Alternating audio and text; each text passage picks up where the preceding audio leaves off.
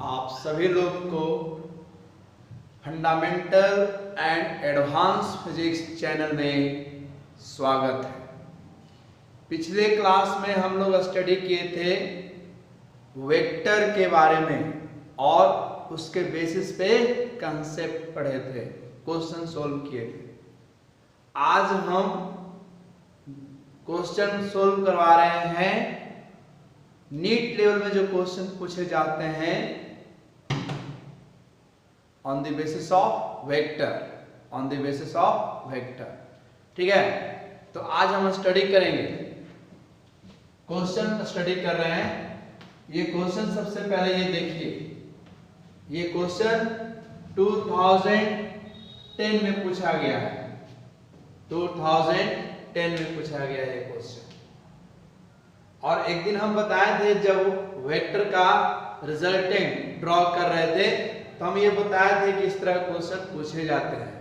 तो आप हर तरह के क्वेश्चन के लिए प्रिपेयर्ड रहिए, माइंड को प्रिपेयर करके रखना है कि कौन सा क्वेश्चन आ रहा है और कौन सा क्वेश्चन नहीं आ रहा है, ठीक है।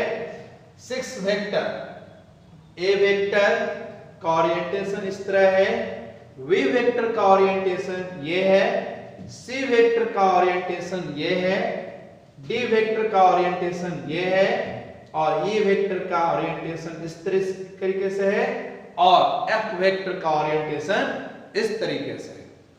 तो इसको डिस्कस करते हैं, बात को समझिए।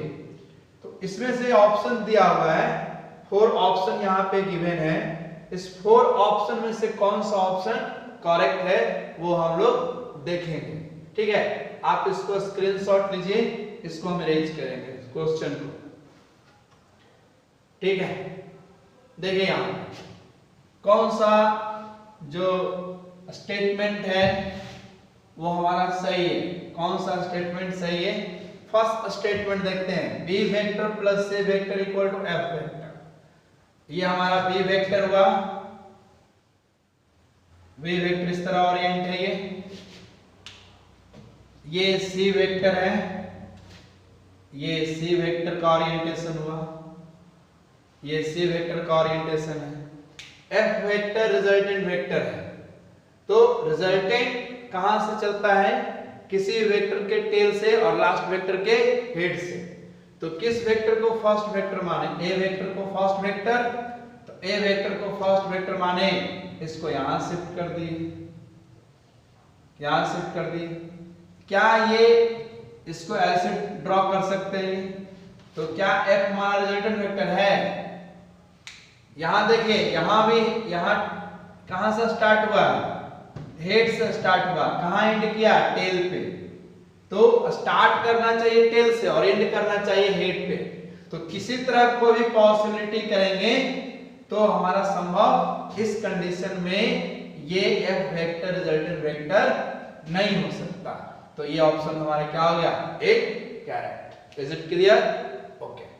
अब सेकेंड ऑप्शन चेक करते हैं। सेकेंड ऑप्शन डी वेक्टर, ये हमारा डी वेक्टर है, ये हमारा डी वेक्टर है, ये डी वेक्टर हुआ, ये डी वेक्टर हुआ।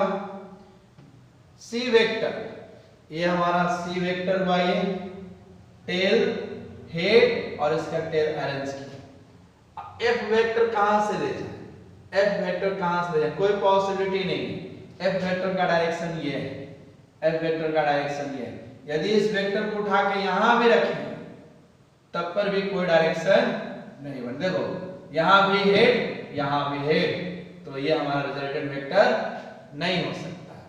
तो ये भी हमारा ऑप्शन क्या हो गया, इनकरेक्ट। ये भी हमारा option incorrect. Next option check करते हैं, सी नंबर, ठीक है। नेक्स्ट ऑप्शन चेक करते हैं। इसको आप खुद से भी ट्राई कर सकते हैं, कुछ नहीं है, बहुत ही सिंपल क्वेश्चन है। डी वेक्टर, तो ये डी वेक्टर हुआ, ये D vector. E vector, E vector है, सी वेक्टर नहीं है, ये क्या है, ई वेक्टर है। ध्यान से देखिएगा, ई वेक्टर किस तरह ओरिएंट है, ये वेक्टर, ये डी वेक्टर हुआ, ये फर्स्ट वेक्टर और इसको माने सेकेंड वेक्टर, ये ई वेक्टर है।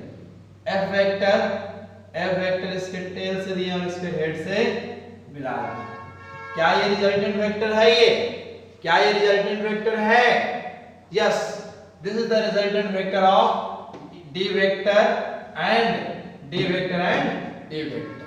दिस इज द, यहां टेल से स्टार्ट हुआ और यहां एंड पे खत्म हुआ। Resultant vector draw from tail और end to head vector, and head to head, that is called resultant vector. तो d vector plus a vector is equal to F vector, ये हमारा ऑप्शन क्या हो गया? करेक्ट हो गया। ठीक है, अब ये देखो B vector plus a vector Orient करके देखते हैं पॉसिबल है या नहीं है। D vector plus a vector possible है कि नहीं है? तो डी वेक्टर बी वेक्टर इस तरह ओरिएंटेड है, बी वेक्टर इस तरह ओरिएंटेड है, ई वेक्टर इस तरह ओरिएंटेड है, और एफ वेक्टर तो यही रहेगा। एफ वेक्टर किसी वेक्टर का डायरेक्शन चेंज नहीं कर सकते हैं, हम लोग खुद से किसी वेक्टर को डायरेक्शन चेंज नहीं कर सकते हैं। तो ये हमारा क्या है? एफ हमारा क्या रिजल्टेंट वेक्टर है? ये रिजल्टेंट वेक्टर नहीं है।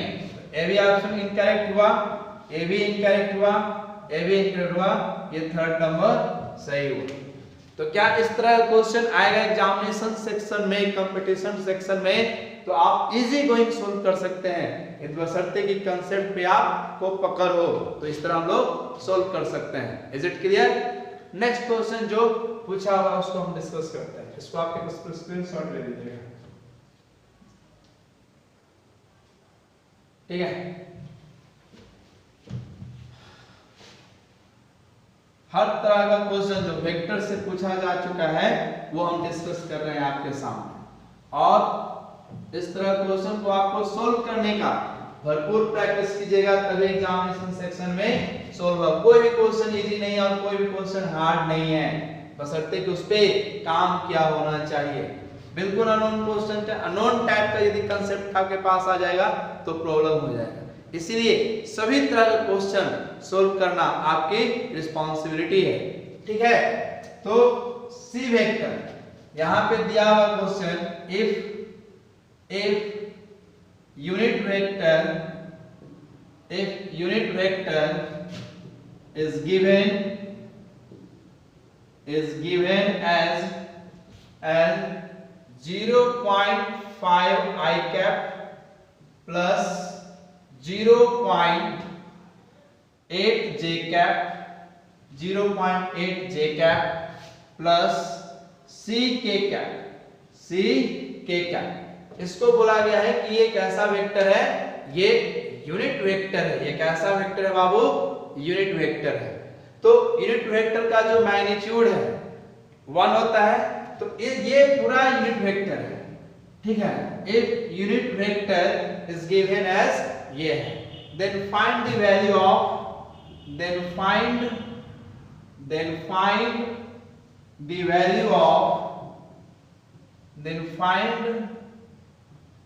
the value of c, इसका हमको then find the value of c का वैल्यू निकालना।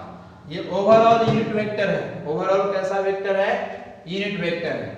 तो ये c हमारा क्या हो गया? c का वैल्यू निकालना है। तो इसका मैग्नीट्यूड कितना हो गया?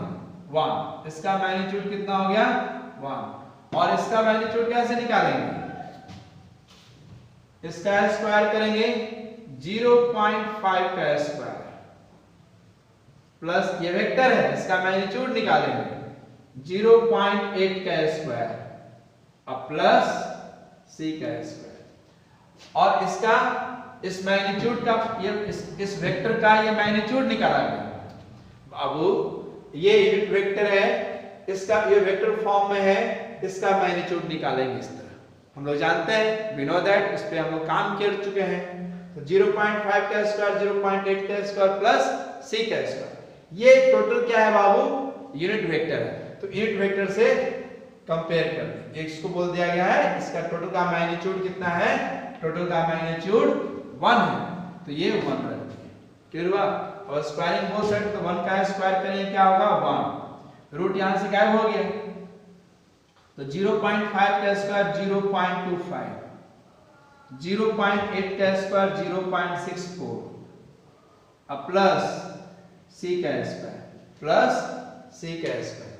ठीक है, ये 1 इज इक्वल टू 0.25 प्लस 0.64 तो 0.89 प्लस सी स्क्वायर 0.89 प्लस सी स्क्वायर। तो यहां से हमारा सी स्क्वायर का वैल्यू क्या आ गया, सी स्क्वायर का वैल्यू क्या आ गया 1 minus 0.89 1 minus 0.89 1 minus 0.89 1 minus 0.89। Is it clear? ठीक है, इसको आप स्क्रीनशॉट लीजिए, इसको इरेज करेंगे।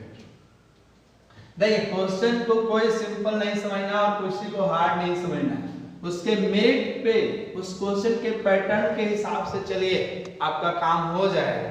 ठीक है, तो c square is equal to 1 minus 0.89 यानी कितना हो जाएगा 0.11 यानी सी का वैल्यू क्या हो गया अंडर रूट 0.11 अंडर रूट 0.11। ये क्या हो गया इसका आंसर? क्लियर हुआ? ये हमारा सेकंड क्वेश्चन था। ये भी क्वेश्चन जो है 2011 में पूछा हुआ है, 2011 में पूछा, और इस पे कई बार इसी के पैटर्न पे क्वेश्चन पूछे जा चुके हैं, इसीलिए आप कंसेप्ट को समझिएगा। ठीक है, नेक्स्ट क्वेश्चन समझिए। चलिए स्क्रीनशॉट ले लेते हैं।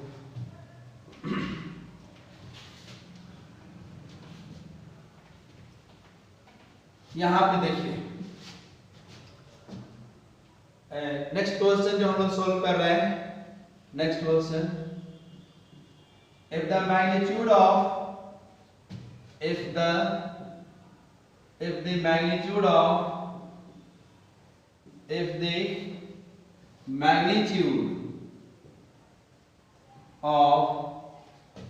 a vector plus v vector, if the magnitude of a vector plus b vector is equal to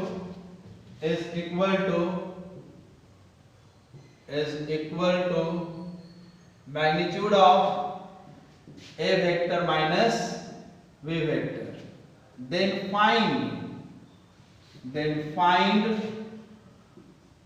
the angle between a vector and v vector। Very simple question है, लेकिन इसमें भी लोग कंफ्यूज हो जाते हैं, तो कंफ्यूज बिल्कुल नहीं करना है, बिल्कुल कॉन्फिडेंस होकर क्वेश्चन सोल्व कीजिए, आपसे क्वेश्चन बनेगा, ये मेरा गारंटी है। ठीक है, अकॉर्डिंग टू क्वेश्चन देखिए कितना सिंपल क्वेश्चन है। a vector plus b vector का magnitude is equal to magnitude of a vector minus b vector. ठीक है, अब देखो इसका magnitude form a vector plus b vector है, इसका मैग्नीट्यूड कैसे निकालेंगे, a स्क्वायर ए लिखते हैं जी, a square plus b square अब प्लस 2ab cos थीटा, ये लिखेंगे, इसका मैग्नीट्यूड प्लस में है, और इसका रिजल्टेंट क्या होगा, इसका रिजल्टेंट ये है मैग्नीट्यूड, और इसका रिजल्टेंट का magnitude a square plus b square minus 2ab cos theta minus 2ab cos theta. यहां से a स्क्वायर कैंसिल हुआ, b स्क्वायर कैंसिल हुआ, और ये सारा एक साइड आ गया, तो 4ab cos theta is equal to 0, 4ab cos theta equal to 0, that means cos theta is equal to 0। तो थीटा किस वैल्यू के लिए cos का वैल्यू 0 होता है, तो theta equal to 90 degree, where theta is the angle between a vector and b vector।